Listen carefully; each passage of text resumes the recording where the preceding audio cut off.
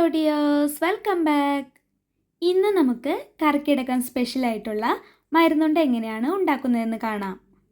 പലതരം ഔഷധ ഗുണങ്ങളുള്ള ധാന്യങ്ങൾ ഉപയോഗിച്ചിട്ടാണ് മരുന്നുണ്ട ഉണ്ടാക്കുന്നത്. അതുകൊണ്ട് തന്നെ ഇത് ആരോഗ്യത്തിന് ഒരുപാട് നല്ലതാണ് കേട്ടോ. അപ്പോൾ നമുക്ക് വീഡിയോയിലേക്ക് പോവാം. ആദ്യം തന്നെ മരുന്നുണ്ട ഉണ്ടാക്കാൻ ആവശ്യം വേണ്ടതെല്ലാം ഒന്ന് കാണാം. ഞാൻ ഇതുപോലത്തെ ഒരു 100 ml മെഷറിംഗ് കപ്പിലാണ് എല്ലാനും അളന്നെടുത്തിരിക്കുന്നത്. 2 കപ്പ് ഞവരരി, 1/2 കപ്പ് ഉലുവ, 1/2 കപ്പ് ജീരകം, 1/2 കപ്പ് കറുത്തെള്ള്, 1/2 കപ്പ് മുതിര, 1/2 കപ്പ് അരിമോദകം, 1 കപ്പ് സാധാരണ മട്ട റൈസ്, 1/2 കപ്പ് ആശാളി. ഇതെല്ലാനും ഒന്ന് കഴുകി ഉണക്കിയെടുത്തിട്ടുള്ളതാണ് കേട്ടോ. ഇനി നമുക്ക് വേണ്ടത് നാളികേരവും ശർക്കരയുമാണ്. ഞാനൊരു 3 കപ്പ് അളവിൽ നാളികേരവും 400 ഗ്രാം ശർക്കരയുമാണ് എടുത്തിരിക്കുന്നത്. ശർക്കര ഒന്ന് ഉരുക്കി അരിച്ചെടുക്കണം. ശർക്കര എടുക്കുന്നതിന് പകരം കരിപ്പെട്ടി ചക്കര കിട്ടുവാണെങ്കിൽ അതെടുക്കുന്നതായിരിക്കും കേട്ടോ ഏറ്റവും നല്ലത്. ഇനി നമ്മൾ എടുത്തിരിക്കുന്ന ധാന്യങ്ങളെല്ലാം തന്നെ ഒന്ന് വറുത്തെടുക്കണം. ആദ്യം തന്നെ ഞവരരി ഒന്ന് വറുത്തെടുക്കാം. അതിനായിട്ട് പാനിലേക്ക് ഇട്ട് കൊടുത്ത ശേഷം തീ ഒരു മീഡിയം ഫ്ലെയിമിലിട്ട് ഒന്ന് ഇളക്കി കൊടുക്കാം. ഞവരരിയിൽ ഒരുപാട് കാൽഷ്യം, മഗ്നീഷ്യം, ഫോസ്ഫറസ് ഒക്കെ ഉള്ളതുകൊണ്ട് ഇത് കഴിക്കുന്നത് എല്ലുകളുടെയും മസിൽസിൻ്റെയും നെർവിൻ്റെയൊക്കെ ആരോഗ്യത്തിന് ഒരുപാട് നല്ലതാണ്. അതുപോലെ നമ്മുടെ സ്കിൻ നല്ല തിളക്കമുള്ളതാക്കാനും ചുളിവുകളൊക്കെ കുറച്ച് നല്ല ആരോഗ്യമുള്ള സ്കിന്നാക്കി നിലനിർത്തുവാനും ഇത് കഴിക്കുന്നത് നല്ലതാണ്. കൂടാതെ ഹാർട്ട് ഡിസീസ് കുറയ്ക്കാനും നമ്മുടെ രോഗപ്രതിരോധ ശേഷി കൂട്ടാനും ദഹനം എളുപ്പമാക്കാനും നല്ലതാണ് കേട്ടോ. ഇപ്പോൾ അരി നല്ലപോലെ ഒന്ന് വറുത്തെടുത്തിട്ടുണ്ട്. ഇനി ഇതൊരു ബൗളിലേക്ക് മാറ്റാം. അടുത്തതായിട്ട് നമുക്ക് മട്ട റൈസ് ഒന്ന് വറുത്തെടുക്കാം. സാധാരണ അരിയുണ്ട ഉണ്ടാക്കുമ്പോഴൊക്കെ വറുത്തെടുക്കാറുള്ള പോലെ തന്നെ വേണം ഇതും വറുത്തെടുക്കാൻ. അരി നല്ലപോലെ ചൂടായിട്ട് ഇതുപോലായി വരുമ്പോൾ നമുക്കിനി ഫ്ലെയിം ഓഫ് ചെയ്യാം. എന്നിട്ട് ബൗളിലേക്ക് മാറ്റാം. അടുത്തതായിട്ട് മുതിര വറുത്തെടുക്കാം. മുതിരയ്ക്കും ഒരുപാട് ഔഷധ ഗുണങ്ങളുണ്ട്. ലിവറിൻ്റെ ആരോഗ്യത്തിന്, ബോഡി വെയ്റ്റ് കുറയ്ക്കാൻ, ബ്ലഡ് ഷുഗർ ലെവൽസ് നിയന്ത്രിക്കാനും, മെൻസ്ട്രൽ പ്രോബ്ലംസിന്, കിഡ്നി സ്റ്റോൺസ് ഇതിനൊക്കെ ട്രീറ്റ് ചെയ്യാനും മുതിര കഴിക്കുന്നത് നല്ലതാണ് കേട്ടോ. മുതിര ഇതുപോലെ ഒന്ന് കളർ മാറി ഒന്ന് പൊട്ടി വരുമ്പോൾ നമുക്ക് ഫ്ലെയിം ഓഫ് ചെയ്യാം.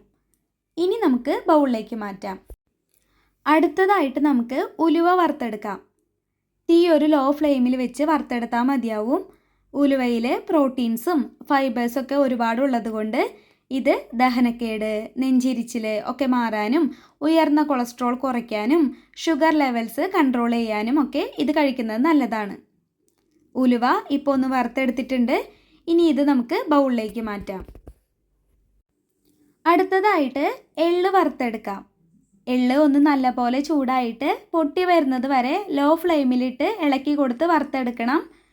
എള്ള് കഴിക്കുന്നത് എല്ലുകളുടെയും പല്ലിൻ്റെയും ആരോഗ്യത്തിനും ബ്ലഡ് പ്രഷർ കുറയ്ക്കാനും നല്ലതാണ്. എള്ളിൽ ഒരുപാട് ഫൈബേഴ്സ് ഉള്ളത് കൊണ്ട് ദഹന വ്യവസ്ഥയെ ശക്തിപ്പെടുത്താനും ഷുഗർ കൺട്രോൾ ചെയ്യാനും നല്ലതാണ്. അതുപോലെ ആൻറ്റി ഇൻഫ്ലമേറ്ററി പ്രോപ്പർട്ടീസ് ഉള്ളത് കൊണ്ട് ശരീരത്തിലുണ്ടാവുന്ന നീർക്കെട്ടിനെ തടയാനും ഇത് നല്ലതാണ് കേട്ടോ. ഇപ്പോൾ എള്ള് നല്ലപോലെ ചൂടായിട്ട് പൊട്ടി വന്ന് തുടങ്ങിയിട്ടുണ്ട്.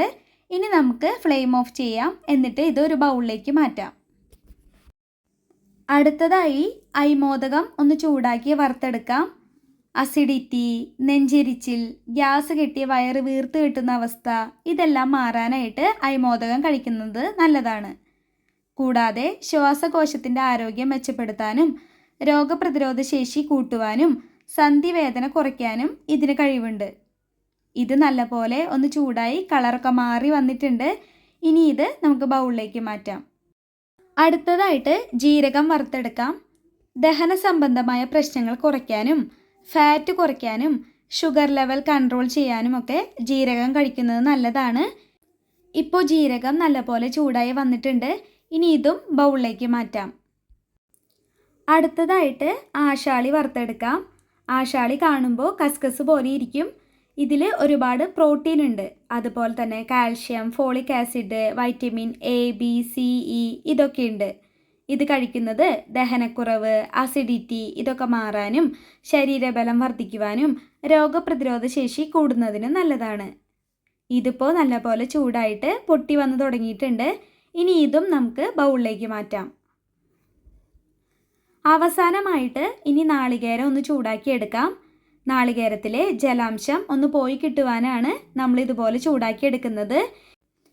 ഇങ്ങനെ ചെയ്ത ശേഷം മരുന്നുണ്ട ഉണ്ടാക്കിയെടുക്കുകയാണെങ്കിൽ മരുന്നുണ്ട പെട്ടെന്ന് കേടായി പോവില്ല. ഇനി ഇതും ബൗളിലേക്ക് ചേർക്കാം.